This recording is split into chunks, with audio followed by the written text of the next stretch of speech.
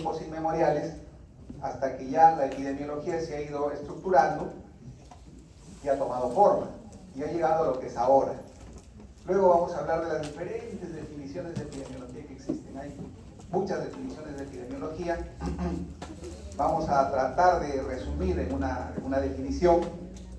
Luego vamos a hablar de las aplicaciones y de los usos de la epidemiología, cómo aplicamos la epidemiología y qué usos tiene la epidemiología y cómo se relacionan las aplicaciones con los usos de la epidemiología. Y luego vamos a hablar de la triada epidemiológica.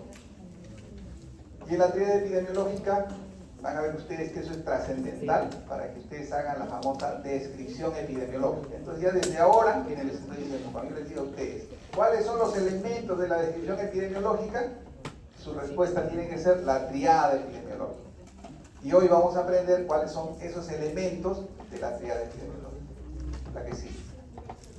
Bien, en relación a los aspectos históricos, debemos recordar de que en el año 2000 antes de Cristo, en el papiro de Ebert, se hace una primera descripción de una enfermedad pestilente en las personas que vivían al borde del río Nilo. Y esa enfermedad supuestamente se cree que fue la malaria, ¿no? La malaria, no fue el dengue, fue la malaria. O sea, en este papiro de él se hace esa primera descripción de un evento que afectaba a las personas que vivían al borde del río Nilo. Luego, 3000 años, ahí está un poquito mal, ya corrigen, 3000 años antes de Cristo, como en Egipto había una frecuencia de problemas de salud que afectaba a la población, se adoraba una diosa, y esa diosa era la famosa diosa Set, llamada la diosa relacionada con la ocurrencia de enfermedades en la población. También se ha visto en Egipto la presencia de momias en quienes se han encontrado lesiones dérmicas, que luego de la investigación se ha logrado determinar que probablemente se trataba de viruela.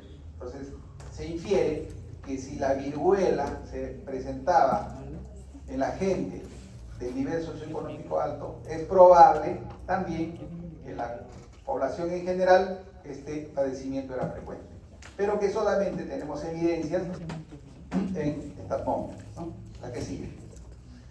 También debemos recordar de que hay documentos como la Biblia, como el Talmud, como el Corán, donde ya se relatan la ocurrencia de hechos que afectaban a la población.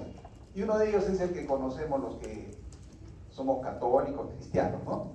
Lo que se relata en relación a la salida de los judíos de Egipto, como consecuencia de ¿qué? De las famosas plagas, ¿no? Se ha escuchado mucho las 7 plagas de Egipto, y si los que han visto en la televisión han visto todas las plagas que existían. Entonces eso se resume en la Biblia. Además, en la Biblia, en el Talmud y en el Corán ya se plantean medidas de prevención. Ejemplo, la Biblia decía de que a los leprosos se les tenía que aislar, y ahí está el concepto de aislamiento. También se tocan temas referidos, por ejemplo, a la higiene de manos en estos documentos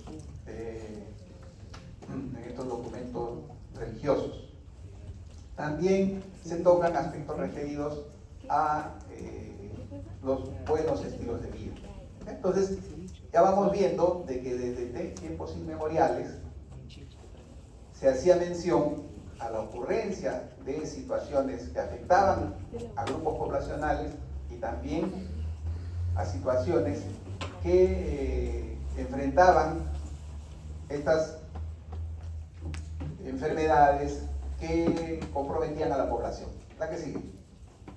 Luego ya más adelante tenemos esto, ya saben ustedes, ¿no? Hipócrates, considerado el padre de la medicina, y cuando ustedes terminen van a hacer su juramento hipocrático, que espero que lo respeten, ¿no? Porque ahora a veces ya nos olvidamos hasta del juramento hipocrático.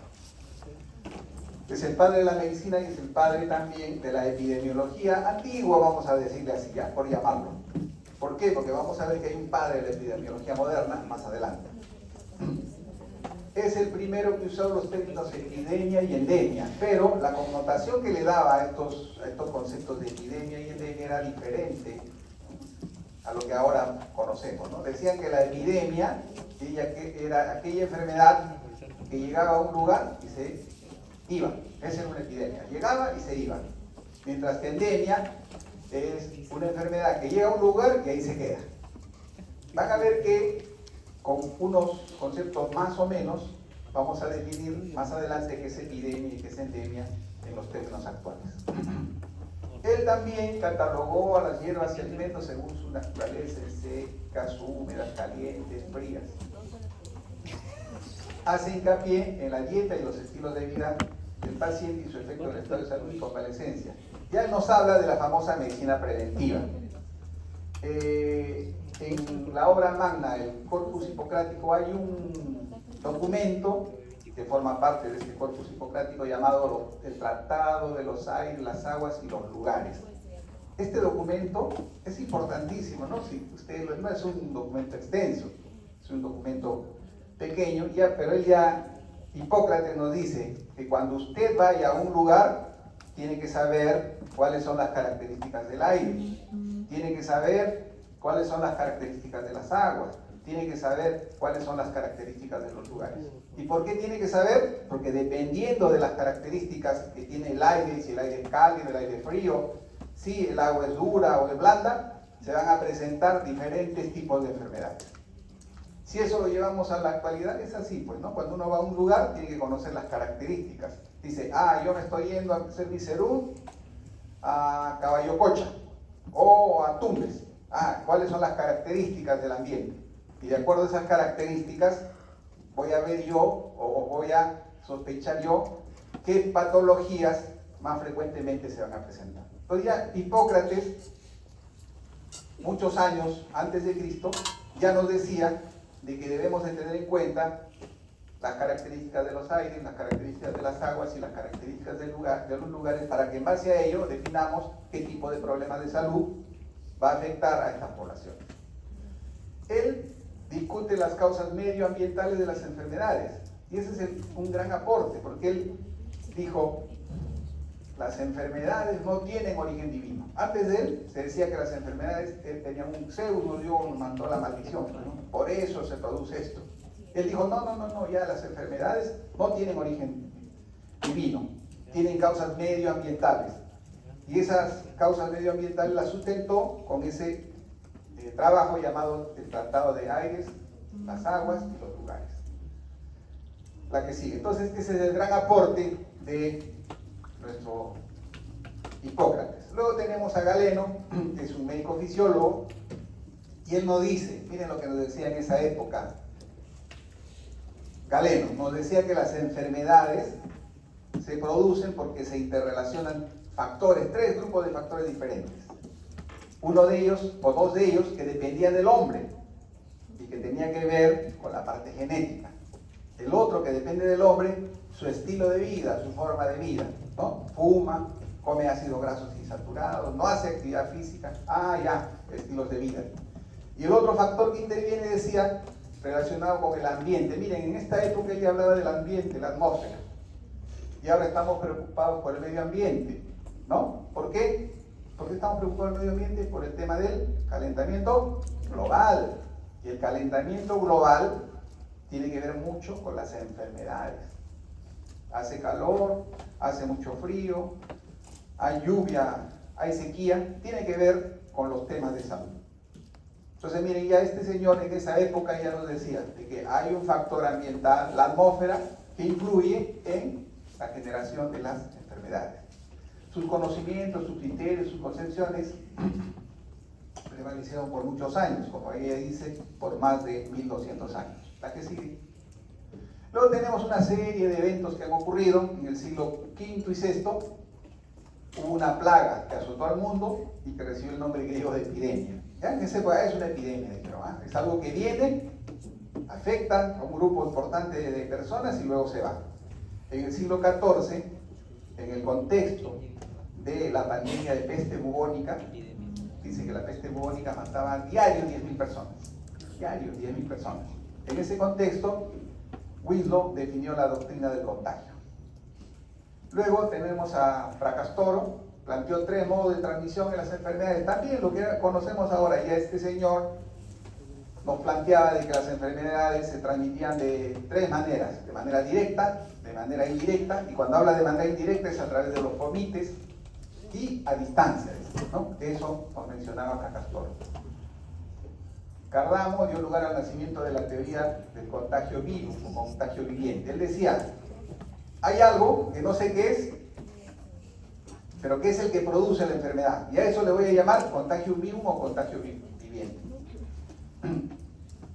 Y esta teoría del contagio vivo o del contagio viviente tuvo gran vigencia hasta 1750.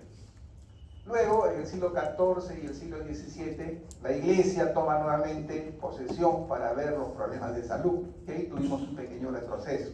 ¿Por qué? La Iglesia decía de que nos enfermábamos porque éramos impuros, porque habíamos pecado. Por eso nos daban las enfermedades.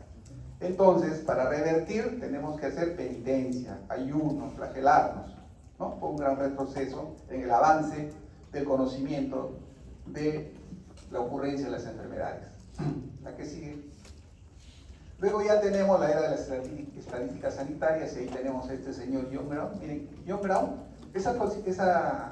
ese librito, ese que parece ahí, eran unas anotaciones o unos reportes semanales que se hacían de los que morían, de los que nacían, de los que se casaban. Y nadie le daba importancia. Este señor acumuló información de 62 años y lo sistematizó. Eso es lo que hizo. Y a través de esa sistematización identificó que había un patrón constante entre las causas de la muerte. Neumonía, es constante. También determinó que había diferencias entre las zonas rurales y urbanas. También determinó que nacían más hombres que mujeres. Miren, en esa época nacían más hombres que mujeres. También determinó que el 36% de los recién nacidos, o mejor dicho, de los niños que nacían, un 36% fallecía antes de cumplir los 6 años de vida. Todo eso lo determinó sistematizando esa información que estaba tirada por ahí. Luego tenemos a Petit, propuso la recolección e interpretación sistemática de la información sobre... Ella dijo, ¿no? Hay que recolectar de manera sistemática la información de nacimientos, casamientos y muertes, y luego hay que interpretarla en términos de la distribución, según sexo, según edad, según ocupación, nivel educativo y otras condiciones de vida. Él le dio importancia a lo que se usa ahora, las tablas de vida. Él fue el pionero en términos de plantear los inicios de las tablas de vida. Las que usan ahora para que nos den nuestra AFP, pues dice, ya usted, su expectativa de vida es hasta los 90 años, entonces le voy a dividir su AFP para que le toque 1.000 soles, ¿no? Así. Eso es lo que se utiliza. Entonces, este señor Petit, el aporte que dio fue que planteó las tablas de vida, el inicio de las tablas de vida, para ser utilizadas, como dice ahí, en las compañías de seguro, ¿no? Para el aseguramiento, para que nos den nuestra jubilación, etc. ¿La que sigue? Luego tenemos algunos hitos importantes también. Ahí tenemos a James Lind, que demostró la causa del escorbuto. Miren, este es un estudio bien interesante. James Lind fue el que desarrolló, dicen, la primera investigación experimental. ¿En quién? En marinos. En las travesías, mucha gente sufría de escorbuto y se moría. No se sabía por qué. Entonces Lind desarrolló una investigación, dividió grupos de 5 grupos de 2 marineros, y les dio a cada uno agua de mar, al otro le dio aceite de vitriolo, a otro le dio jugo de naranja, etc. Y vio que aquellos que habían recibido jugo de naranja, jugo de limón, recuperaron rápidamente, ¿no? Entonces, determinó la causa del escorbuto. En términos, miren, de la falta de vitamina C.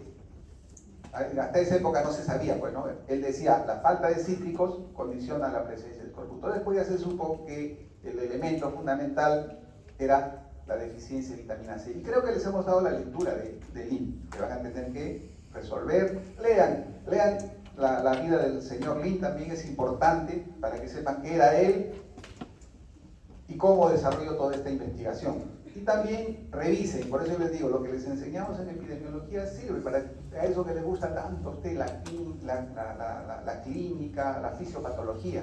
¿Por qué? Porque a partir de esto revisen, digan, vitamina C. ¿Qué pasa? Porque la lectura nos dice, por ejemplo, de que las condiciones ambientales eran inadecuadas, los marineros permanecían mucho tiempo en el mar, con la ropa húmeda, la cama húmeda. Entonces también investiguen qué efecto tendrá estas condiciones ambientales en el tema de la vitamina C. Y se van a dar cuenta de que influye. Ya ahora sabemos cuál es ese mecanismo que influye en términos de la disponibilidad de vitamina C. Entonces lean también, cuando ustedes leen Lin, dice escorbuto y deficiencia de consumo de cítricos, vean que es el escorbuto. Y aprendieron escorbuto. Lean cómo la vitamina C interviene en la vía metabólica para la generación del colágeno. Y es eso lo que produce alteraciones que luego se van a traducir en manifestaciones clínicas.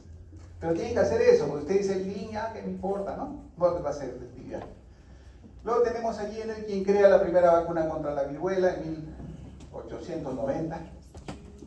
Pierre Charles Alexander Lois.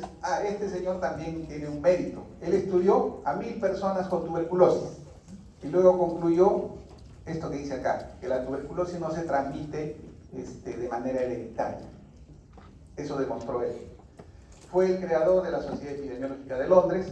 William Farr, otro personaje importante, usó tasas de mortalidad y también nos deja en los conceptos de dosis-respuesta. Miren, ese es otro concepto, inmunidad de grupo, que lo hemos usado cuando vino la pandemia, ¿no? ¿Se acuerdan? Que porque nos vacunaron, que qué buscamos con la vacuna, que hay inmunidad de rebaño. Eso es la famosa inmunidad de grupo. Luego también nos dio el concepto de años persona y el concepto de peligro relativo, que ahora lo correlacionamos con el tema de riesgo relativo, por ejemplo, ¿no? Pasteur, y ahí viene que se corta el tema del concepto miasmático. Hasta antes de Pasteur, las enfermedades se explicaban como consecuencia de los miasmas. ¿Y qué eran los miasmas? Eran las emanaciones pestilentes. Es decir, algo olía mal, yo pasaba por ahí, inhalaba y me producía la enfermedad. Por eso ese concepto que todavía a veces persiste pues en nosotros, ¿no? Concepto miasmático. Dice, hay que fumigar el centro de salud o hay que fumigar el colegio para que no se propague la enfermedad. Entonces, con Pasteur se rompe ese paradigma, el paradigma miasmático, que ya lo vamos a ver. Y aquel demuestra que todo ser vivo procede de otro ser vivo. Y con él se inicia, con él se inicia la famosa era bacteriológica. Luego tenemos a todos estos personajes, Storr, Holmes y Semmelweis. Semmelweis, también otro médico muy importante, porque él estudió la famosa transmisión de la fiebre puerperal. ¿Qué pasaba? Él observó simplemente, ¿no? Con la observación dijo, habían dos lugares donde se atendían a las mujeres que iban a dar a luz. En uno de los lugares atendían lo que son las matronas, lo que nosotros llamaríamos ahora las obstetrices. Y en el otro lugar era visitado por ustedes, los estudiantes, los que se estaban formando. ¿Quiénes se morían más? Las mamás que eran atendidas por los médicos, por los futuros médicos. Pero Semmelweis, al observar esto, dijo, ¿qué está pasando? Y vio de que los estudiantes venían de haber hecho su práctica en la morgue y iban a atender a las mamás. Entonces él dijo, estos están llevando una partícula cadavérica en las manos y eso es lo que está produciendo la fiebre puerperal. Entonces lo que vamos a hacer vamos a poner un lavatorio y van a tener que lavarse las manos. Y con eso redujo significativamente la muerte puerperal en ese grupo de personas, de mujeres que eran atendidas por los estudiantes, por los que estaban preparándose para médicos. Pero eso también fue, pues, como hasta ahora sigue siendo una lucha con los médicos, ¿no? Para que se instale eso, primero que ahí lo botaron de donde trabajaba, porque no podía ser que los médicos producían la muerte. Entonces dijo, no, este señor está mal, lo sacaron del... Después que murió, recién lo reconocieron, ¿no? De que él estaba en lo cierto y de que la higiene de manos, y hasta ahora perdura, ¿no? La higiene de manos es una medida importante para reducir las infecciones asociadas a la atención de salud. Este otro señor, Peter Panum, nos habla de la contagiosidad de sarampión en una islita llamada la isla de Feroe. Ahora tiene hasta equipo de fútbol ya, ¿no? Han escuchado Islas Feroe, se presenta pues en los campeonatos de fútbol. Es una isla bien de pescadores, de ballenas, bien cerradita. Entonces ahí él hizo un estudio sobre la contagiosidad de sarampión. Y él demostró cuál era el periodo de incubación de sarampión, por ejemplo. Él demostró en esas épocas de que el que había tenido sarampión ya no iba a tener sarampión. ¿A través de qué? A través de la observación, a través del análisis de la información. Y luego ya llegamos en 1854 con John Snow, que nos habla del modo de transmisión del cólera. ¿La que sigue? Y con él nace la epidemiología. Con John Snow nace la epidemiología. ¿Y cuál es el aporte fundamental de John Snow? No solamente es que descubrió la causa del cólera, sino que le dio un aporte fundamental de que podía ser prevenido. Entonces, ese es el gran aporte de John Snow en el contexto de la epidemiología. El otro aporte de John Snow es que investigó, pues, ¿no? Para poder decir que el agua es el que produce el cólera, tuvo que hacer una investigación. Y para hacer la investigación aplicó el famoso método epidemiológico. Y el método epidemiológico no es nada más que el método científico aplicado en el contexto epidemiológico. Por eso, él es considerado como el creador de la metodología o del método epidemiológico. También se le considera como el pionero de la epidemiología social. ¿Por qué? Porque en el contexto del estudio del cólera, él vio de que estudió el cólera en mineros y vio pues que aquellas personas que vivían en condiciones desfavorables tenían mayor posibilidad de sufrir de cólera. Entonces él veía, por ejemplo, que un minero entra al socavón en la mañana con su almuerzo y se queda hasta la noche. Y ahí come, ahí hace sus necesidades. Esas condiciones hacen de que tenga mayor posibilidad de desarrollar cólera. Y eso es lo que hemos visto, ustedes no lo han visto el año 90 cuando tuvimos la pandemia. Y lo han visto también con el tema de COVID. ¿Quiénes se enfermaron más? ¿Los que tenían más o los que tenían menos? Los que tenían menos, porque tiene que ver un componente social, pues, ¿no? En el desarrollo de las enfermedades. Entonces, considerado el creador del método epidemiológico, de la metodología epidemiológica, pionero de la epidemiología social y padre de la epidemiología moderna. Siguiente. Esto es lo que hizo John Snow. John Snow observó que la gente se moría y se moría de cólera.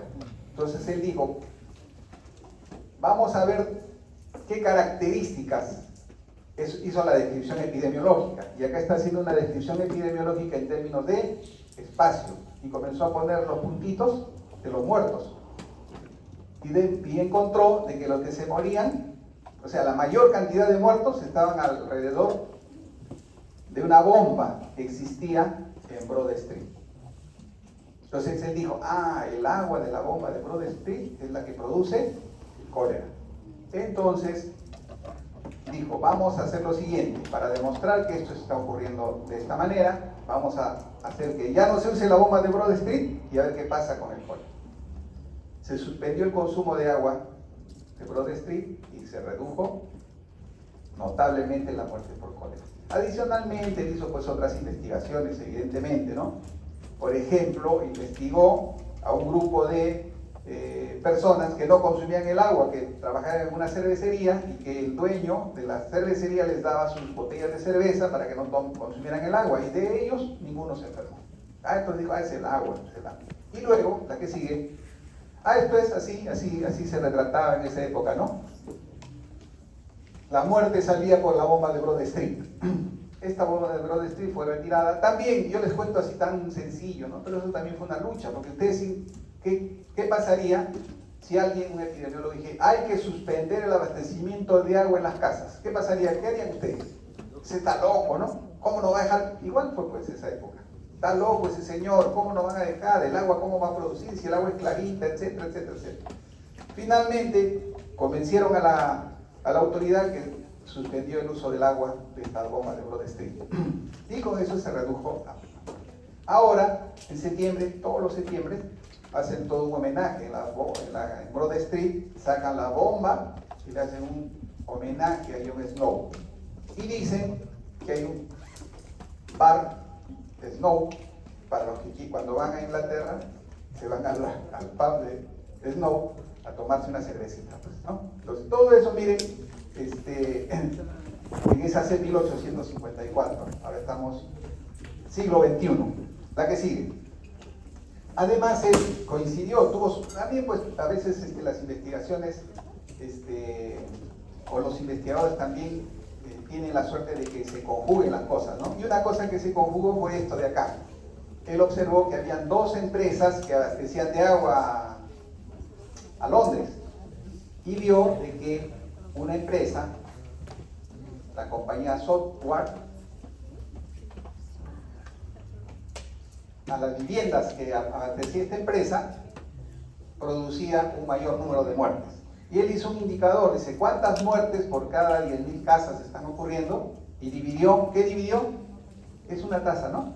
1.263 entre las 40.046 casas. Y lo multiplicó por 10.000 y tuvo una tasa de 315. Y luego vio que había otra empresa, esta es la compañía Lambert, que solamente había producido 98 muertes. Lo dividió entre las 26.000 casas y encontró un indicador de 37 por 10.000. O sea, de cada 10.000 casas abastecidas por la compañía Lambert, 37 se morían. Y de cada 10.000 casas abastecidas por la compañía Software, 315 fallecían. Entonces dijo, ¿qué está ocurriendo acá? Y esto, ¿saben cómo le llaman a esto? Este es un experimento natural. ¿Por qué es un experimento natural? Porque ocurrió al azar. O sea, justamente cuando iba a ocurrir el brote, la compañía Lambert, muda, ¿saben de dónde sacaban agua para repartir? Del Támesis. La empresa iba y sacaba agua del Támesis y lo repartía a las casas. Pues es el aguatero que tenemos ahora. Ese, ¿no? Sí, nos trae el agua y a veces no sabemos si es potable o no. Entonces, ¿qué pasó con la compañía Lambert?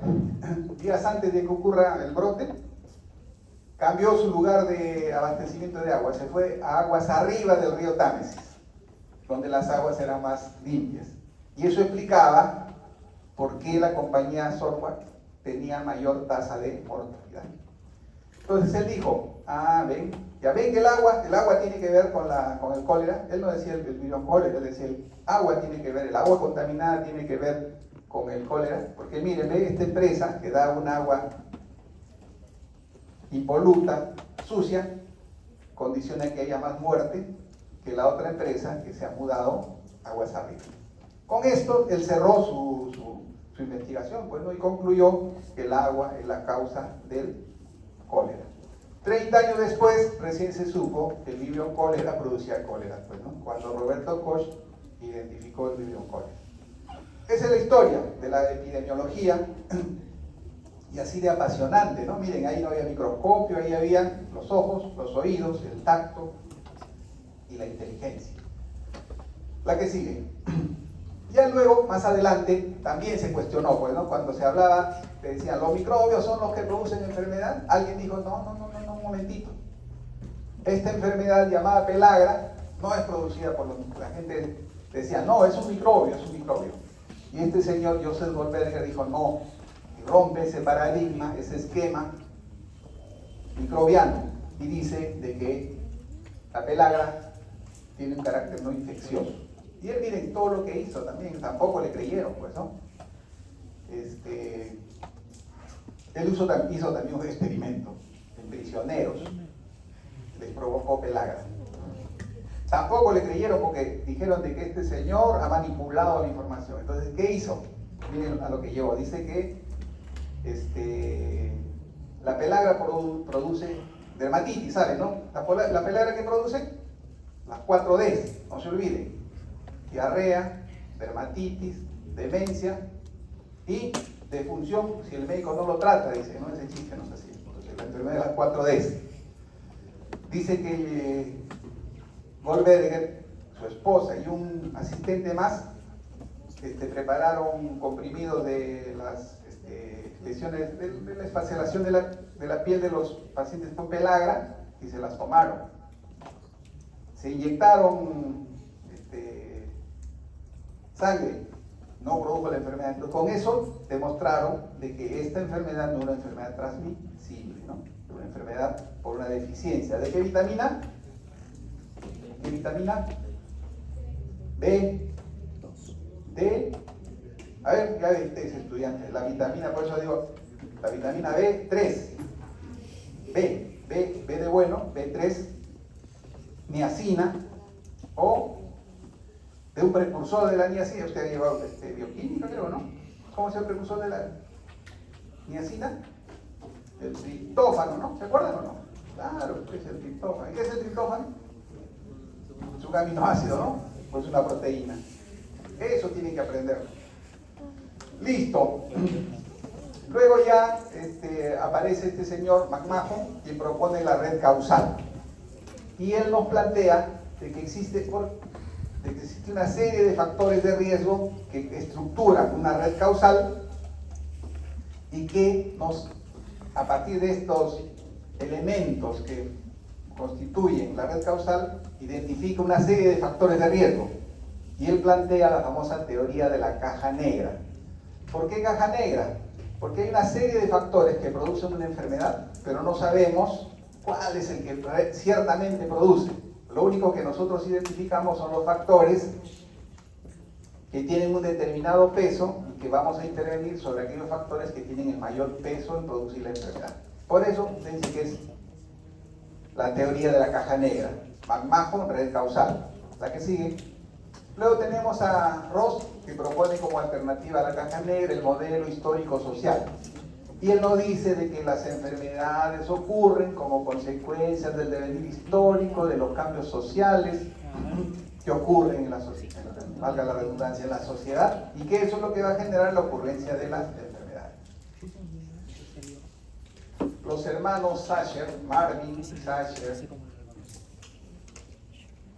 propone el modelo de la caja china o ecoepidemiología. ¿Qué nos dice este modelo ecoepidemiológico de las cajas chinas? Se llama de las cajas chinas, ¿por qué? Porque tiene una estructura muy ordenada, ¿no? Y está referido a ese esquema que estamos viendo ahí, que son los famosos determinantes sociales de la salud, que ustedes han revisado también cuando han estudiado salud pública, ¿sí? Y les han dicho de que existen microdeterminantes y macrodeterminantes. Eso es lo que nos plantea este modelo de la caja china. Y nos dice que los determinantes causales están separados y organizados jerárquicamente, desde lo individual hasta lo macro. Y en lo macro está, ahí como dice, el medio ambiente. Y como involucra el medio ambiente, se dice que es un modelo ecoepidemiológico. Y por lo tanto, la enfermedad en la población se atribuye ¿a qué? A esas interacciones entre los microdeterminantes y los macrodeterminantes. Y eso ya lo han revisado ustedes ampliamente cuando han hecho salud pública y han visto de que el enfoque, digamos, más importante para intervenir sobre las causas de las causas es trabajar sobre los macrodeterminantes: pobreza, educación, salud, ¿no? Vivienda. Sobre esos factores vamos a lograr, que son las causas de las causas, vamos a lograr revertir y llegar a mejorar la salud de la población, ¿no? Nosotros todavía tenemos un enfoque biomédico, pues, ¿no? Biomédico, está centrado en el centro, en el ser humano. pero ese ser humano está rodeado de una serie de determinantes. ¿Verdad que sí? Bien, acá para resumir las eras y los paradigmas, la era de las estadísticas se correlaciona con el paradigma miasmático. No, ya dijimos, el paradigma miasmático nos dice de que las enfermedades se producen como consecuencia de las amenazaciones pestilentes. Por lo tanto, para controlar tenemos que hacer medidas de saneamiento, limpieza, eso es lo que hay que hacer. Hay que fumigar, eso se creía, pues no. Hasta ahora, como digo, todavía queda ese concepto. Luego tenemos la era de las enfermedades infecciosas. Y en la era de las enfermedades infecciosas se correlaciona con el paradigma microbiano. Y el paradigma microbiano se relaciona con el modelo de causalidad llamado unicausal. Un microbio para una enfermedad. Eso lo vamos a revisar cuando hablemos de causalidad de manera más amplia. Luego tenemos el paradigma de las enfermedades crónicas que se relaciona con, la era de las enfermedades crónicas que se relaciona con el paradigma de las cajas negras. Eso es lo que yo les decía, ¿no? Hay una enfermedad y hay una serie de factores. Esa es una red causal. Pero no sabemos cuál de ellos es el que produce esa enfermedad. Entonces, ¿a qué nos limitamos? En esa caja negra a ubicar el factor más importante para intervenir. Entonces, por ejemplo, cáncer está relacionada, por ejemplo, con contaminación ambiental, con el hábito de fumar, con la exposición al asbesto, etc. Entonces, ¿qué en el paradigma de la caja negra lo que hace es investigar cuál es el factor más importante? Entonces vamos a determinar de que el factor más importante es fumar. Sobre ello vamos a intervenir. En cambio, el modelo ecoepidemiológico, que lo que va a tratar es de intervenir sobre los determinantes sociales. Este modelo ecoepidemiológico se sustenta, o sea, la era referida a la ecoepidemiología corresponde al paradigma de las cajas chinas, ¿no? La era de la ecoepidemiología se correlaciona con el paradigma de las cajas chinas. Este paradigma lo que dice es, hay que intervenir sobre los determinantes sociales para que se reviertan las situaciones desfavorables en la población y consecuentemente se mejore la salud. Entonces, esos son las eras y los diferentes paradigmas para concretizar lo que hemos ido conversando anteriormente. Lo que sigue. Estos son paradigmas futuros, yo me pregunto, ¿no habrá un paradigma molecular? Sí, ya estamos, pues ¿no? Ahora es identificación desde la perspectiva molecular de las fallas que tenemos cada uno de nosotros. Y ahí, adicionalmente, el tema de la medicina personalizada, que también ustedes han revisado. Y el otro, el futuro paradigma de los sistemas, y ahí entra la inteligencia artificial. Para la epidemiología hay herramientas de inteligencia artificial que nos ayudan para el análisis de la información. Para ustedes también, futuros médicos, hay inteligencias artificiales donde ustedes le ponen los signos y síntomas del paciente y les da 4 o 5 posibilidades diagnósticas.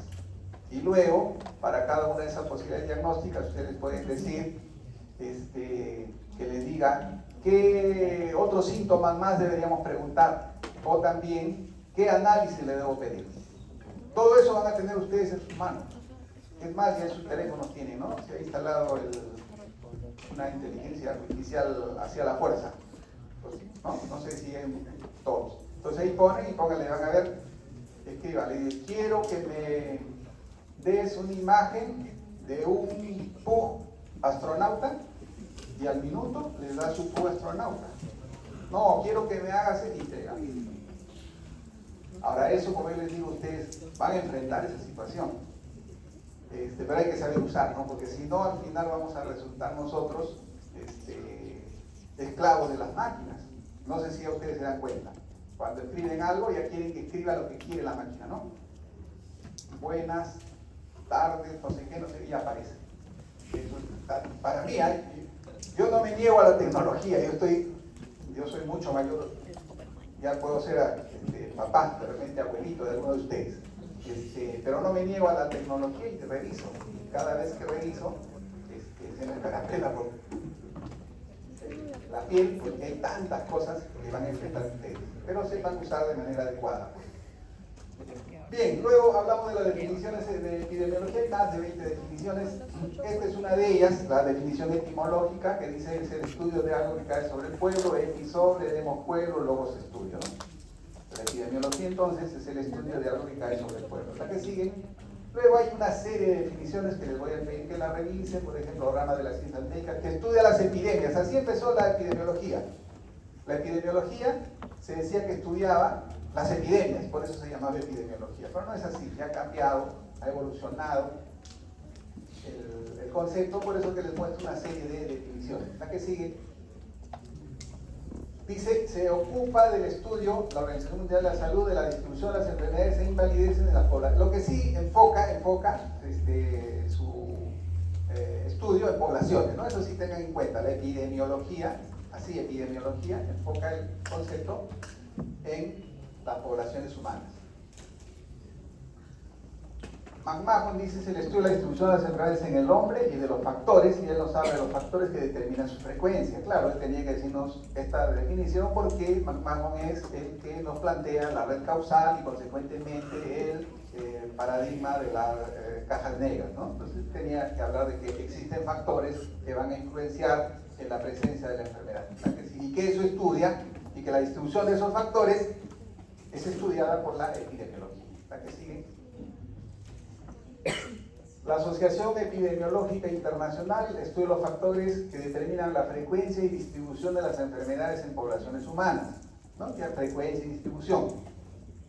Estudio de patrones, estudio de los patrones de distribución de las enfermedades en la población, así como los factores que influyen sobre dicho. ¿Qué factores influyen sobre esos patrones de enfermedad? Eso estudia la epidemiología. La que sigue. John M. Lass, en su diccionario, dice estudio de la distribución de los determinantes, los estados, acontecimientos relacionados con la salud en poblaciones específicas y la aplicación de este estudio al control de los problemas sanitarios. Entonces ya acá aparecen algunos aspectos importantes. Primero, que la epidemiología no estudia solamente la muerte, la enfermedad y la discapacidad, sino también aquellos estudios sanitarios más importantes y sobre todo, y ahí lo dice, ¿no?, los medios para controlar, es decir, los medios para mejorar la salud. ¿La que sigue? Hall, que es la bibliografía que les hemos dado también para que revisen, estudia la distribución y los determinantes de los estados o fenómenos relacionados con la salud en poblaciones específicas y aplicación de este estudio al control de los procesos sanitarios, ¿no? Entonces, distribución de los determinantes, miren lo que dice acá, de los estados o fenómenos relacionados con la salud. Ya no nos habla de epidemia, ya no nos habla de enfermedades infecciosas, nos habla de estados o fenómenos. La que sigue. Gordis, en el 95, es un libro también que les hemos recomendado y que está en el Clínica aquí, ¿no? También está ahí, en la referencia bibliográfica, les hemos puesto el link para que puedan entrar al libro. Y él lo dice, estudio de cómo la enfermedad se distribuye en poblaciones y los factores que influyen en esa distribución. Bien, la que sigue. Y esto, el diccionario de epidemiología nos dice, es el estudio de la ocurrencia y distribución de los eventos, estados y procesos relacionados con la salud en poblaciones específicas, incluido el estudio de los determinantes que influyen en dichos procesos y la aplicación de este conocimiento para controlar problemas de salud relevantes. Acá involucra varios conceptos, ¿no? Dice, el estudio de la ocurrencia está referido a las causas. O sea, la epidemiología estudia las causas de cómo aparecen las enfermedades, cómo se mantienen, cómo se distribuyen. Eso estudia la epidemiología, las causas de la aparición, las causas de cómo se mantienen, las causas de cómo se propagan, con la finalidad de prevenirlos y controlarlos. Entonces, el foco fundamental de la epidemiología, si queremos resumir esta definición de epidemiología sacada de este diccionario, está centrada en el estudio de las causas. ¿De qué? De eventos, estados y procesos. No dice de enfermedades, ¿no? ¿Por qué? Porque si yo les digo, por ejemplo, ¿el accidente de tránsito es una enfermedad? No, pues no. ¿La violencia es una enfermedad? No. Entonces no podemos hablar de enfermedades. Hablamos de un evento. Un accidente de tránsito es un evento. El maltrato infantil es un evento. Lo que sí enfatiza que está relacionada con la salud en poblaciones, ¿no? Poblaciones, ahí también tengan el siguiente concepto cuando hablamos del concepto de población desde la perspectiva epidemiológica. Población desde la perspectiva epidemiológica es un conjunto de individuos que tienen características similares. Ejemplo, ustedes serían una población de estudiantes del quinto ciclo de la Universidad de San Marcos. Entonces, una población. Entonces, el estudio de las causas de los daños que puedan sufrir ustedes está inmerso dentro de lo que significa la definición de epidemiología. Por eso es importante, porque a veces decimos población, entonces tiene que ser la población del Perú, la población de San Juan de Lurigancho. No, población es, para la epidemiología, se define como el conjunto de individuos que tienen características comunes. Entonces, cuando ustedes estudien anemia, por ejemplo, en el centro educativo tal, su población serán los niños del quinto grado, o los niños menores de 5 años del centro educativo tal, esa es su población de estudio. Y ahí están haciendo el tema de epidemiología. ¿Para qué hacen toda esa investigación? Para plantear acciones de control de los problemas de salud más importantes. ¿La que sigue? Entonces, yo les decía por eso, el objeto de conocimiento de la epidemiología como disciplina científica se centra fundamentalmente en las causas. O sea, cómo ocurre. Y para responder a las causas debemos preguntarnos lo siguiente: ¿por qué ocurre un determinado problema de salud? Si respondemos a la pregunta ¿por qué?, vamos a poder identificar la causa de la ocurrencia de ese evento. Entonces, el objeto de conocimiento de la epidemiología es la identificación de las causas. ¿De qué? De los eventos, estados y procesos relacionados con la salud en grupos y poblaciones. ¿Hasta que sigue? Esto, para resumir, método epidemiológico que les dijimos, que está planteado por John Snow. Él nos decía, primero formuló y definió un problema. Dijo, existen personas que se mueren por cólera. Y la pregunta, ese es el problema, ¿no? Muerte por cólera. Y luego hizo la descripción de los elementos del problema. Hizo la descripción en tiempo. Y ya nuevamente les digo, cuando hablo de descripción, estamos hablando del uso de la triada epidemiológica: tiempo, espacio y persona. A partir de ello, formuló su hipótesis. Dijo, miren, los que se mueren están todos alrededor de la bomba de Broad Street. Entonces, el agua es el que produce la enfermedad. Comprobó o refutó su hipótesis. Él dijo, cerremos el caño, cerremos la bomba de Broad Street, y comprobó su hipótesis. Evaluó los resultados, evidentemente, y si se comprobó la hipótesis, ahí queda la investigación, y si no, se abren otros aspectos para ser evaluados. Y así es el círculo virtuoso del método epidemiológico. ¿La que sigue? ¿Cuál es el objeto de conocimiento de la epidemiología? Para que no se olviden, a coro. ¿Cuál es el objeto de estudio de la epidemiología? El estudio de las causas. Pues no las causas. Les he pasado la anterior y les pregunto al minuto, no se acuerdan. ¿Ya? Entonces, el objeto de conocimiento de la epidemiología es la identificación de las causas. ¿De qué? De los problemas de salud. ¿La que sigue? Ahora vamos a hablar de la aplicación y uso de la epidemiología.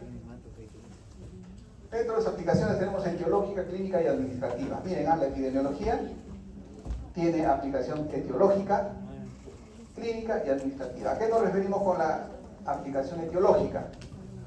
La que sigue. Esta está referida a que nos permite comprender la historia natural de la enfermedad. Entonces, la aplicación etiológica está referida a que la epidemiología nos permite comprender la historia natural de la enfermedad. Ya vamos a definir más adelante qué es historia natural, no se desesperen. Vamos, yo les digo siempre, escriban, si no entendieron, lo vamos a entender más adelante, yo se lo voy a explicar. Y también permite estimar riesgos individuales. La aplicación etiológica nos permite estimar riesgos individuales y sobre todo la posibilidad de intervenir sobre ellos. La que sigue. Ahí está, les ponía este ejemplo cuando estábamos en plena pandemia de COVID, ¿no? Porque están sensibilizados todavía. Entonces, en ese contexto, vemos, si queremos saber la historia natural de la enfermedad, para ir adelantándoles, hay un periodo prepatogénico y hay un periodo patogénico. Entonces, y ahí vemos para qué nos sirve la epidemiología en este contexto. En este contexto, la epidemiología lo que nos va a permitir es, por ejemplo, identificar el periodo de incubación de la enfermedad. Y eso entra en el contexto del periodo patogénico. Nos permite identificar los síntomas. Nos permite identificar el pronóstico, es decir, la resolución. Se decía en ese momento que los síntomas de más del 80% de los que tenían COVID eran leves. 20% no lo era así, ¿no? Puede tener manifestaciones más graves y que requieren ingreso hospitalario. 1 de cada 6 requería hospitalización. Entonces, en ese contexto nos sirve esta aplicación, la que sigue. También, esta es otra aplicación. Ustedes se han llevado bioestadística, ¿no? Sí. ¿Se acuerdan de esto? ¿O revisaron? ¿No? ¿Kaplan-Meier les suena? ¿No? Entonces, este es un gráfico de Kaplan-Meier. Se llama también gráfico de supervivencia o de sobrevivencia.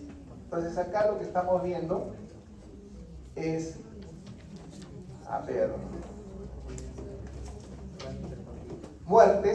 las muertes a lo largo de 28 días, luego de que las personas habían ingresado a la unidad de cuidados intensivos. O sea, personas con COVID grave que ingresaron a la UCI, lo que estamos viendo es a lo largo del tiempo cuál es la probabilidad de sobrevivir. Esa es la otra aplicación, pronóstico de la epidemiología. Este es un gráfico de Kaplan-Meier, no se olviden, esto van a ver a cada rato. Cuando analicen ustedes artículos, por ejemplo, dice revisiones sistemáticas en relación a la sobrevida, van a encontrar estos gráficos. Entonces recuerden que este es un gráfico de Kaplan-Meier. Esa línea que está bastante resaltada, eso nos va indicando, conforme pasan los días, qué porcentaje sobrevive. Vemos de que al día 28, 50% de los que entraron a la UCI sobreviven. Quiere decir que el 50% restante falleció. Y las líneas que están punteadas son los famosos intervalos de confianza. Intervalo de confianza para arriba y el intervalo de confianza para abajo. ¿Okay? La que sigue. Esa es la aplicación etiológica, ¿no? Ahora vamos a ver la aplicación clínica. Entonces, la etiológica, historia natural fundamentalmente, factores de riesgo. Aplicación clínica nos ayuda, la aplicación clínica nos ayuda a completar el cuadro clínico. ¿Qué características tiene un paciente con COVID? La epidemiología. A partir de su aplicación clínica nos permite decir, tiene fiebre, tiene ausencia del olfato, del gusto, dificultad para respirar, etcétera, etcétera, etcétera. Eso nos permite la aplicación clínica. También permite identificar grupos de alto riesgo, ¿no? Nos dice, los que tienen más riesgo de fallecer o de hacer enfermedad grave son aquellos que tienen comorbilidad. Eso nos dijo la epidemiología, ¿cierto? Y a través de la investigación clínica permite determinar la frecuencia con la que se van a presentar los daños. Y ahí está lo que les he traído también, información que salía en ese momento. Es información de ese momento, ¿no? Del año 2020, miren. Y ya la epidemiología nos daba pues estas herramientas, ¿no? Entonces el cuadro clínico, cuáles eran las manifestaciones más frecuentes, quiénes eran los más afectados, cuáles eran los factores de riesgo o las condiciones crónicas que se relacionaban más frecuentemente con el COVID, cuáles eran los signos y síntomas. Entonces la aplicación clínica nos permite identificar, por ejemplo, las características clínicas de una determinada enfermedad. Y acá les traigo ejemplos para que vean que no solamente esto es escrito, ¿no? Sino ahí están las evidencias que nos permiten decir que la epidemiología nos ayuda a que caractericemos clínicamente a nuestros pacientes. La que sigue. La otra aplicación es en la administración, bastante amplia, diagnóstico de una comunidad, que es lo que van a hacer cuando ustedes vayan al CERU. En el CERU tienen que hacer el diagnóstico de la comunidad. Cuando hablan del diagnóstico de la comunidad van a hablar del famoso análisis de la situación de salud, el famoso ASIS. También la otra aplicación, medio para controlar la salud de la población, a través de la realización de tablas comparativas. Luego, nos permite también la aplicación de principios y métodos epidemiológicos para precisar las enfermedades que tienen mayor importancia en determinada población, es decir, priorizar las enfermedades y consecuentemente aplicar las medidas de prevención. La que sigue. También nos permite la aplicación en la administración de la salud determinar los servicios que se deben de desarrollar, ¿no? Van a ver ustedes que conociendo la prevalencia de una enfermedad nos va a permitir a nosotros tomar medidas administrativas para dotar de recursos humanos, recursos materiales, recursos humanos. Ejemplo, si yo sé que la prevalencia de anemia es alta, ¿para qué me va a servir ello? Para tomar decisiones, en términos de qué, de saber qué número de recursos humanos necesito yo para hacer seguimiento a estos niños para que cumplan con la medicación. ¿Qué otra utilidad tendrá desde el punto de vista administrativo? Que yo solicite el requerimiento adecuado de frascos de hierro para administrar a estos pacientes, ¿no? Entonces, ahí está el tema de la aplicación administrativa. Y en ese contexto, antes nos permite la planificación y administración de los recursos. Y también nos va a permitir evaluar, pues, allá hemos invertido tanto, ¿qué ha pasado con la anemia? ¿No? Invertimos tanto, la anemia es 80 y seguimos en 80. ¿Qué está fallando? También, desde el punto de vista de la aplicación administrativa, nos va a permitir medir o evaluar el impacto de las acciones que tomamos. ¿La que sigue?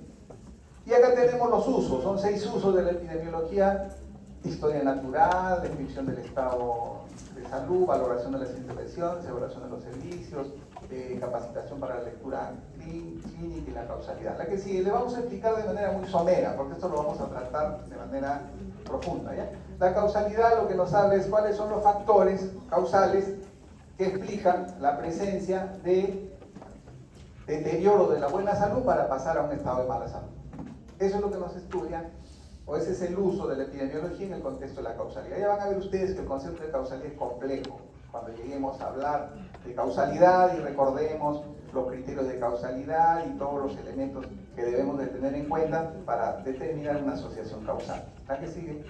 Historia natural, también vamos a tratar de manera amplia en la próxima clase, para recordarles nomás que la historia natural tiene 2 periodos grandes, prepatogénico y patogénico, y una fase de resolución. Periodos 2, prepatogénico, patogénico.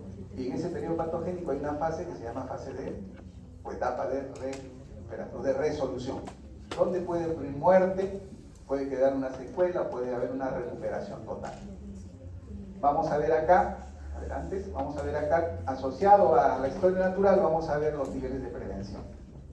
Y van a ver cómo podemos aplicar estos conceptos, es lo que van a trabajar ustedes posteriormente cuando sean médicos. La que sigue. La descripción del estado de salud de la población, ya dijimos en términos de la tríada epidemiológica, tiempo, espacio y persona. Acá estamos haciendo la descripción en términos de espacio, fundamentalmente. La que sigue. Valoración de las intervenciones, lo que les decía, hemos invertido tantos recursos en reducir la tasa de prevalencia de anemia y no hemos conseguido nada o hemos conseguido mucho. Entonces, el uso de la epidemiología referida a la valoración de las intervenciones le va a permitir decir eso. Si ha revertido la situación de mala salud a buena salud, o mantenemos el tema de la mala salud y vamos a investigar y vamos a ver qué situaciones explican de que no se haya mejorado la salud de la población. Para eso nos sirve este uso de la epidemiología. La que sigue.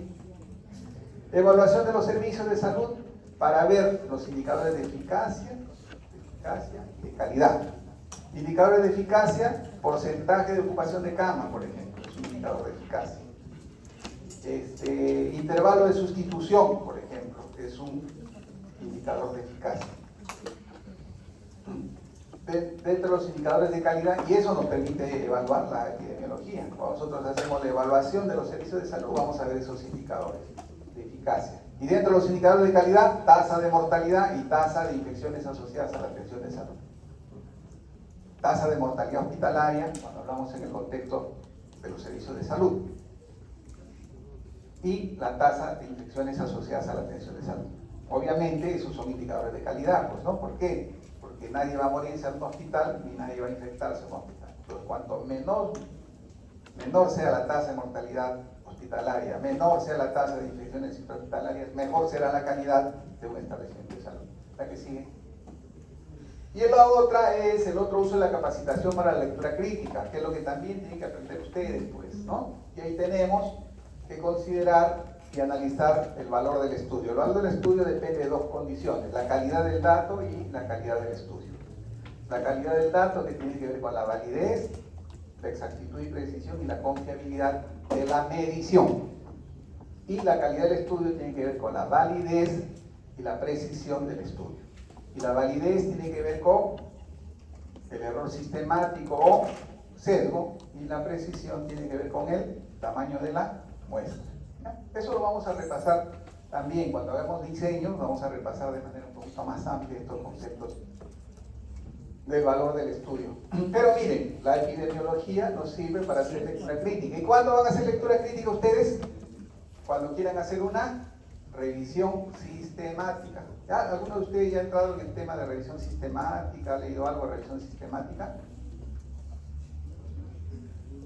Ahora se me ocurre, sí, pues también es una forma, a ver, también se puede hacer un proyecto de investigación para hacer revisión sistemática, ¿no? Porque es igual, tenemos que plantear la pregunta de investigación, la famosa pregunta PICO, ¿no? Población, intervención o exposición, grupo de comparación y el outcome. También se puede plantear. Si están interesados, algunos de ustedes podrían plantear también una investigación en términos de una revisión sistemática. Y ahí les va a ser útil esto. ¿Por qué? Porque cuando hacen la revisión sistemática van a hacer la búsqueda de bibliografía y luego van a tener primero que revisar los artículos, los resúmenes, van a desechar aquellos que no tienen nada que ver con su problema. Y luego los que quedan van a tener que hacer una lectura profunda. Y para que vean que si tiene valor o no tiene valor, tienen que aplicar todos estos criterios. Entonces, también nos capacita para la lectura crítica la epidemiología. La que sigue, podemos juntar los conceptos de aplicaciones y de usos. Le damos un clic. La aplicación etiológica tendrá que ver con la causalidad y la historia natural. Le damos otro clic. La aplicación administrativa con la descripción del estado de salud, con el uso, descripción del estado de salud, con la valoración de las intervenciones y con la evaluación de los servicios de salud, y la evaluación clínica con la capacitación para la lectura clínica. Entonces ahí juntamos, miren, los conceptos de aplicación y usos, porque había esa pregunta, ¿no? El estudiante decía, pero profesor, ¿y cómo es una cosa la aplicación, otra cosa es el uso? No, se correlacionan, y ahí estamos viendo que las aplicaciones de la epidemiología tienen inmersos estos usos. Entonces, cuando yo hago el uso de cada uno de estos elementos, dependiendo de cuál de ellos haga, estoy aplicando, o desde el punto de vista etiológico, desde el punto de vista administrativo, o desde el punto de vista clínico. La que sigue. Bien, y ya casi para terminar, vamos a hablar de la tríada epidemiológica. Esto es más sencillo, la que sigue. Aquí no se olviden, nunca se olviden esto. Hay discusión, seguramente ustedes que van a leer bastante sobre epidemiología o le van a preguntar al chat GPT, les va a decir que la tríada epidemiológica es agente, huésped y medio ambiente. No es así. Tiempo, lugar y persona. ¿Ya? Tríada epidemiológica, tiempo, lugar y persona. Agente, huésped y medio ambiente, tríada ecológica, que vamos a ver en el contexto de la historia natural de la enfermedad. Por eso les digo, por ejemplo, el ChatGPT, o GPT, como quieran llamarlo, a veces nos impresiona, ¿no? Pero hay cositas que no responde bien todavía. De eso se da cuenta uno cuando ha leído bastante, ¿no? Entonces, a propósito le pregunta para ver qué nos dice. En epidemiología repite algunas cosas que tiene el libro de Bonita, por ejemplo. Yo les recomiendo mejor lean Bonita, mejor lean Gordis, es un buen libro de epidemiología. epidemiología de cortes, es un buen libro y es gratuito. Bueno, pues ustedes lo tienen en su aula en Stickle Key Student. Entonces, tiempo, lugar y persona. Seguimos. Miren lo que dice la utilidad de la descripción epidemiológica. La utilidad fundamental, ya leen eso acá, es para generar hipótesis. ¿Ya? Yo hago descripción epidemiológica para generar hipótesis. Ese es el resumen de todo lo que está escrito ahí. Por lo tanto, por eso dice al final, no son el punto de partida de cualquier trabajo o estudio epidemiológico. Entonces, cuando yo sé muy poco sobre un tema, sobre un problema de salud, lo primero que hago es lo que hizo John Snow, descripción epidemiológica, en tiempo, en espacio y persona. Y luego digo, a ver, esta enfermedad apareció en invierno. Y la pregunta será, ¿por qué apareció en invierno? Esa será la pregunta. La hipótesis será la respuesta. Porque hay estos factores, ¿no? Yo veo en términos de persona, esta enfermedad es más grave en aquellos sujetos que tienen diabetes mellitus. Preguntaré, ¿por qué? ¿Qué condición hace que estos con diabetes sean más susceptibles a tener una enfermedad más grave? Y para eso nos sirve la descripción epidemiológica, para generar hipótesis. Primero las preguntas, las interrogantes, ¿por qué? ¿Por qué? ¿Por qué? Luego las respuestas a esos por qué son la generación de hipótesis. Si con la información que existe respondo a esas hipótesis, me quedo tranquilo. Si no, tendré que hacer investigación analítica, no investigación descriptiva, ¿no? Esto de la descripción epidemiológica entra dentro de los diseños descriptivos, que ya los vamos a ver. Por ejemplo, eso que se llama serie de casos, eso es epidemiología descriptiva, la que sigue. Persona se refiere a las características de los individuos. Y, si es hombre, si es mujer, si es blanco, si es negro, si es joven, si es niño. La que sigue. A sus actividades, que trabaja, que religión tiene, que consume, tiene dinero, no tiene dinero, cuáles son las condiciones, o cuáles son los determinantes. Contaminación ambiental, calentamiento global, todas esas son las circunstancias en las que vive, ¿no? Vive en zonas donde hay extremo calor, ya, entonces, ¿qué le va a condicionar eso? A eso se refiere la variable persona. ¿En quién? La que sigue. El lugar está donde ocurre, pues, qué calle, qué barrio, qué distrito, qué provincia, qué país. A eso se refiere el lugar. La que sigue. Y el tiempo está referido, o sea, cuando yo hago la descripción epidemiológica, puedo hacerla cuando hago en términos de tiempo, puedo hacer en términos de minutos, puedo hacer en términos de días, puedo hacer en términos de semanas, puedo hacer en términos de años. ¿De qué va a depender? ¿De qué va a depender de que yo la descripción epidemiológica, cuando hago la descripción epidemiológica en términos de tiempo, la haga en minutos, en días, en semanas o en meses? ¿De qué va a depender? ¿De qué? ¿De qué? ¿De qué? Del tipo de daño que evalúo, pues, ¿no? Si yo voy a hacer la descripción epidemiológica de la intoxicación alimentaria, ¿cuál será mi tiempo? Semanas, días, meses, minutos, horas. Entonces, una intoxicación, por ejemplo, ustedes comen, termina la clase, vamos a comer porque está la clase interesante. Pongo siempre ese ejemplo, se van a comer su salchipapa y de los, ¿cuántos hay acá? 150, 100 terminan con un cuadro de infección intestinal. No lo van a hacer de acá a un mes, mañana ya no vienen a dar clases porque están con una intoxicación alimentaria. Entonces ahí mi descripción no la voy a hacer en días, pues, ¿no? La tendré que hacer en horas. O una intoxicación por plaguicidas, tendría que hacer en minutos incluso, porque esa enfermedad evoluciona rápidamente. Entonces, ¿de qué va a depender? Del periodo de incubación o del periodo de latencia. Entonces, yo haré en años de mis enfermedades que son de evolución lenta. ¿Ya? Entonces, tengan en cuenta esos aspectos. La que sigue. Luego podemos relacionar la variable tiempo-espacio y ahí hablamos de endemia, epidemia y pandemia. Endemia, resumen, endemia es la ocurrencia usual de casos, no se olviden, ya si quieren resaltan con eso, pues no, pero la ocurrencia usual de casos se llama endemia. Epidemia, la ocurrencia inusual de casos. Pandemia es una epidemia extendida a más de un país, ¿no? Que atraviesa fronteras. La que hemos tenido pues ha afectado casi todo el mundo, ¿no? Casi todo el mundo. La que sigue. Aquí está la séptima pandemia, ¿ven? Miren. No es que la pandemia no es que afecta a todo el mundo, ¿eh? Sino que cuando ya trasciende las fronteras se llama pandemia. Y nosotros hemos sido parte de la séptima pandemia de cólera en el año 90, ustedes no nacían todavía. Esa fue la primera, mejor dicho, fue la primera vez que participamos de una pandemia, el año 90. Y yo pensé que esa iba a ser la última, porque en esa época estaba terminando la residencia en pediatría y terminé en Chimbote. Y me fue a Chimbote porque dije, esta va a ser la única que voy a ver en mi vida y ya voy llevando 3 pandemias, ¿no? H1N1 y esta que fue la más fatal, que nos encerró 2 años. La que sigue. Ahí está H1N1, que les decía, también fue una pandemia. No nos afectó mucho, ¿no? La que sigue.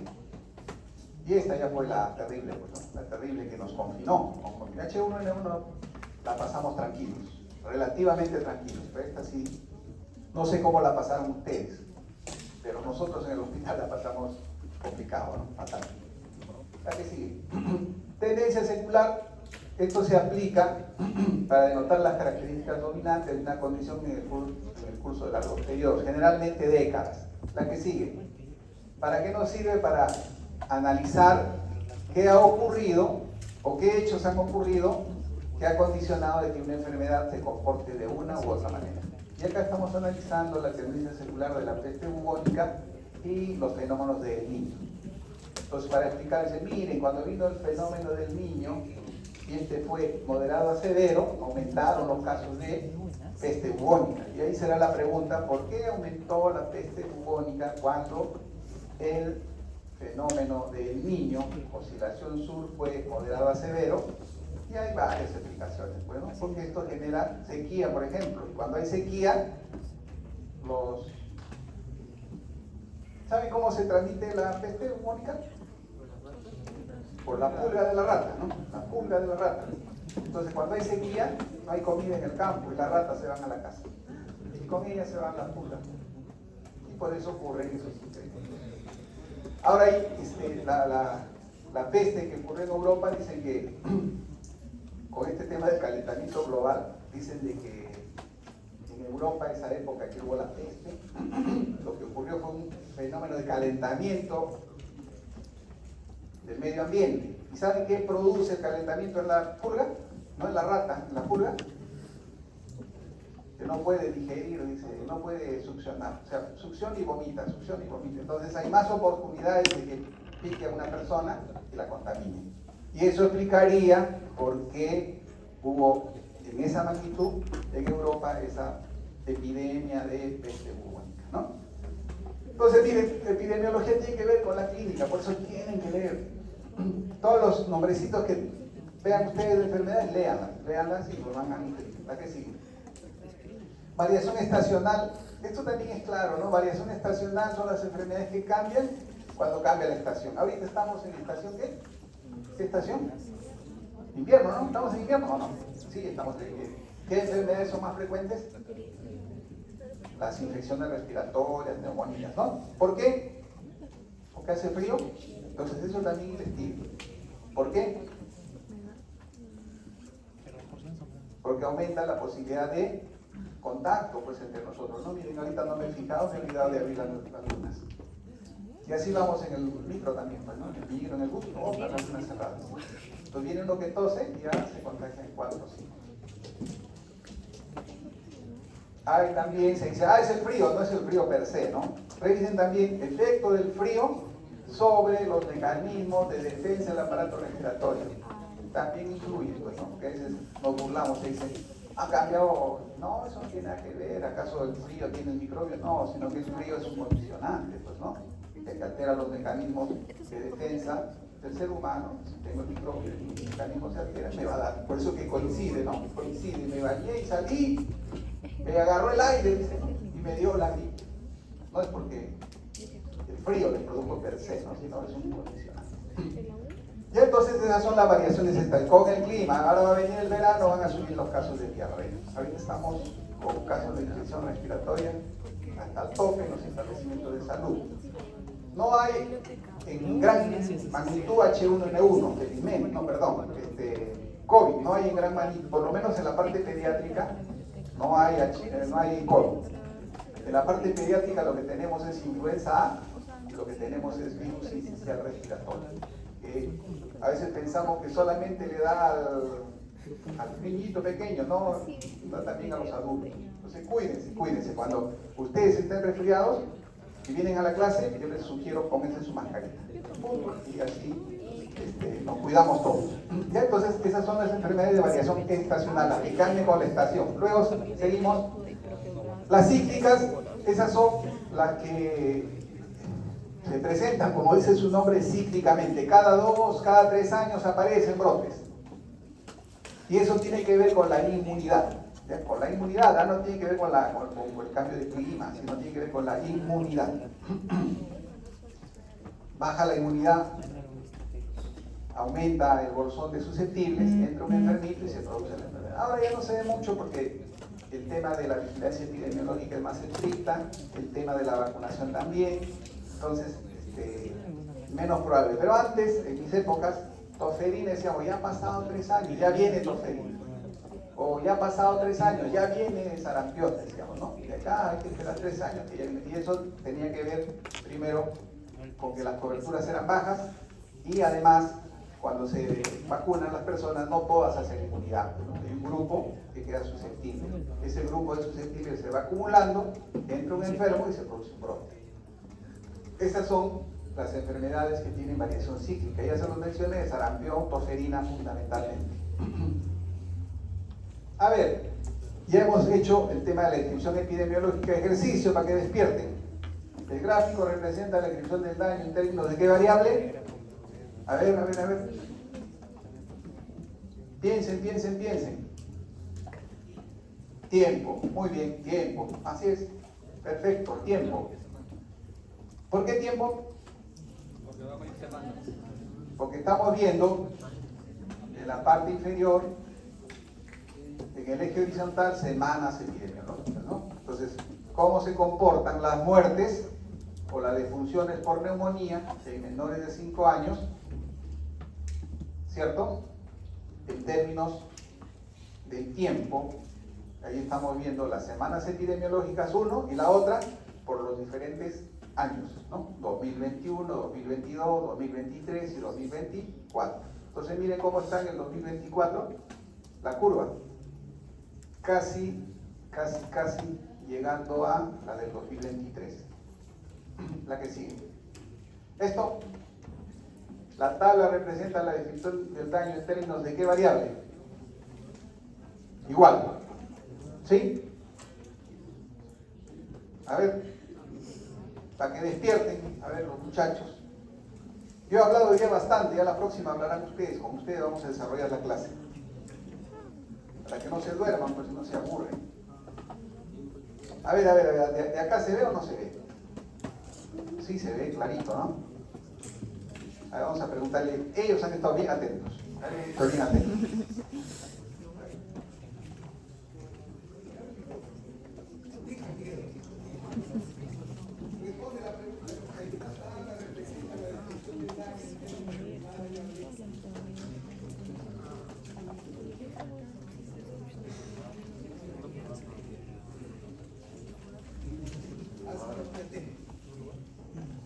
Yo les recomiendo estén atentos, pues después les pongo lo mismo, les pongo el examen y no contestan. Entonces, ¿qué estamos viendo ahí? Cuando ustedes les planteen eso, vean, hay que preguntarnos, ¿qué estamos viendo ahí? Estamos viendo primero, en la primera columna que vemos, distrito. ¿Y eso qué variable es? Espacio, pues. Luego estamos viendo años, ¿no? 2003, 2004, entonces, tiempo, espacio. Ya está. Ya lo otro no se preocupe, ya después vamos a ver, cuando les diga, a ver, dígame usted ¿Qué distrito tiene mayor riesgo de enfermar? Ah, ya, profesor, ahí está la tasa de incidencia acumulada por 100.000, la que tiene más alta tasa es el de mayor riesgo. Eso lo vamos a ver más adelante. Por eso les digo, vamos pasito a paso, pero si no han aprendido esto, va a ser complicado, ¿eh? Yo les digo, la que sigue. A ver, acá. A ver, tú.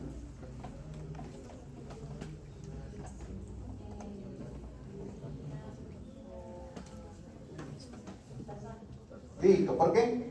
Porque habla sobre, edades, y también acerca de los etarios como niños, adolescentes y géneros también como hombres. Perfecto, muy bien, felicitaciones, muy bien. Listo, entonces, eso es lo que queremos que finalmente aprendan, ¿no? Y como yo digo, cuando hacen sus seminarios, no se limiten a repetir lo que han escrito. Los profesores van a pedir que pongan ejemplos, que interpreten lo que han dicho, no que repitan lo que está escrito. Porque si repetimos, yo le digo, ya le pido a ChatGPT, pues, ¿no? Ya me hace el toque, le escribo, me hace toda la información. Pero ¿qué? ¿Cuál es el valor que le van a dar a ustedes? Explican, así como ya, ¿por qué? Porque Chat va a decir, ah, eso es en persona. ¿Por qué? De repente no, pero ustedes van a tener que sustentar. ¿Ya? ¿Hasta qué sigue?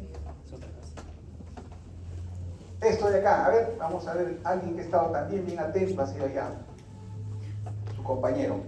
Va leyendo para responder.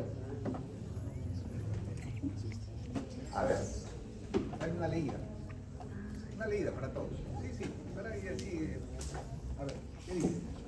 En las primeras 24 semanas del año 2024 se notificaron 2.082 defunciones y son 7 los departamentos que concentran el 60% de las defunciones notificadas, destacando Lima, Piura, La Libertad, Lambayeque, Cajamarca, San Martín y Cusco, donde también es altamente frecuente la ocurrencia de muertes maternas. En el mismo periodo del año 2023 se notificaron 2.554 defunciones.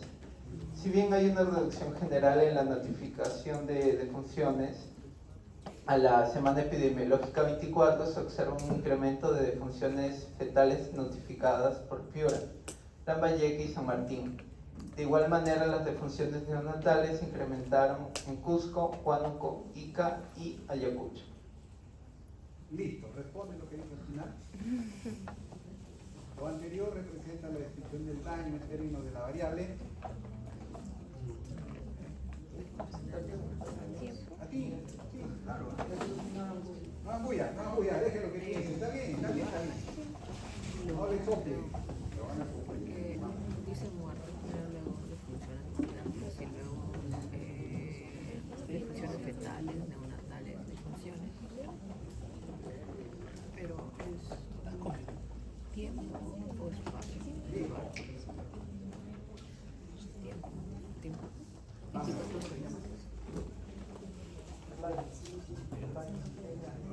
Right. Vamos a ver.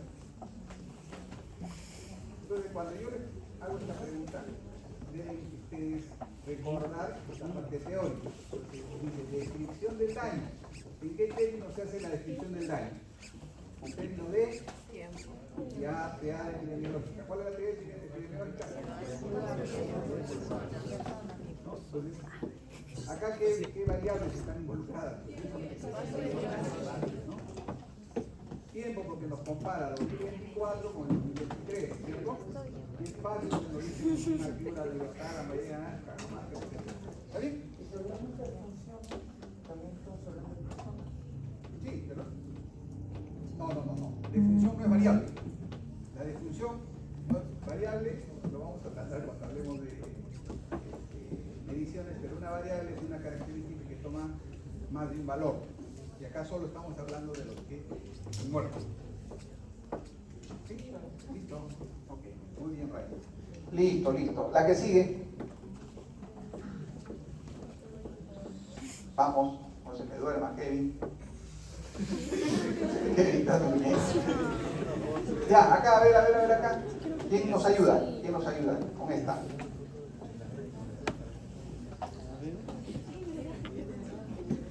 Listo, ya está, ¿no? Persona, pues, ¿no? ¿Por qué? Porque estamos hablando de los grupos etarios, ¿cierto?